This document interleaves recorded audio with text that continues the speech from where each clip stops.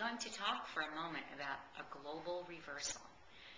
A psychological reversal is something that is deep within us that blocks our own recovery. So what I'm going to do is what's called global reversals. Now, those are phrases that if we say them properly, while we're tapping or using a crystal on what I call the magic delete button, actually deletes a subconscious program that will block us from moving forward in our life.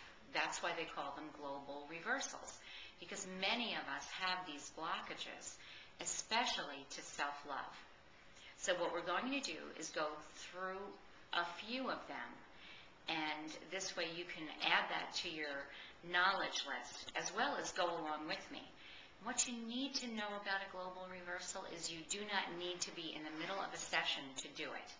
So for instance, if you suddenly find out that you're overdrawn in your bank account and you can't even think about anything because of that, you can simply tap over here and say, even if I'm afraid I bounced a check, it was my fault and I wanted money to pay the bills this month, I deeply and completely accept myself, until the charge and the fear of that go away, so that you can logically figure out what your next step is.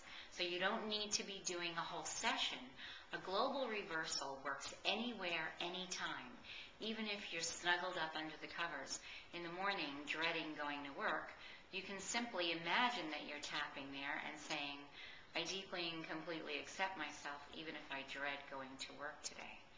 So a global reversal works all the time, anywhere, and even if you're only doing it in your imagination. But we're going to go through some of the major ones right now. And I'm going to put my hand in a fist and put my Vogel crystal, just like that, on the point. That's the small intestine 3 spot, and it's connected to one of the extraordinary vessels, which is actually formed prior to our birth. As a matter of fact, it's the first thing formed in the uterus. So what we're going to do is start with, I deeply and completely love and accept myself, even with all of my faults and limitations. I deeply and completely love and accept myself, even with all of my faults and limitations.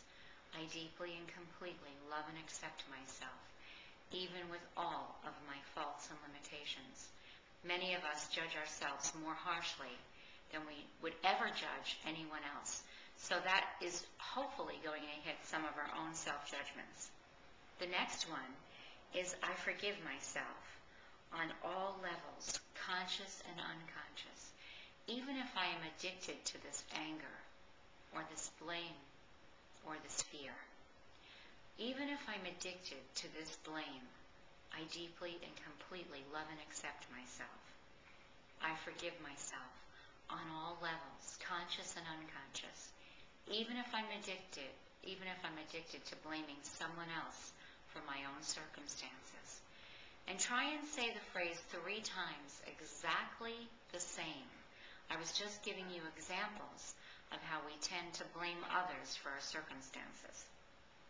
The next one is, even if it's not possible to get over this hurt, this fear, or this anger, I deeply and completely love and accept myself. The next one is, and this is important, even if I will lose my identity if I get over this anger. Many of us hold on to our anger because it gives us the fuel to propel us. It isn't necessarily true that all anger is bad. It's important to honor why we are angry, accept it, and then move on. So, even if I secretly want to keep this anger, I deeply and completely accept myself. Many of us want to hold on to our deepest hurt. Many of us want to keep that anger because we truly do not want to forgive. The next one is, and this is a big one, even if there is a secret payoff to keeping this problem. So we have to examine ourselves. Do we want to stay home from work so we have this bad knee, or we develop this illness that would keep us from going to work and possibly getting a disability check? Is there a secret payoff? You have to ask yourself that. I deeply and completely accept myself, even if there's a secret payoff to being sick, or even if I don't really want to get better. Those are tough things to say, but if they're true, and you really do want to get better, these words will set you free. The last one is, you check in at the emotion that you're stuck at, rating it from 1 to 10, and you give that a number. You know, I think my blame is still at about a 5, between 5 and 10.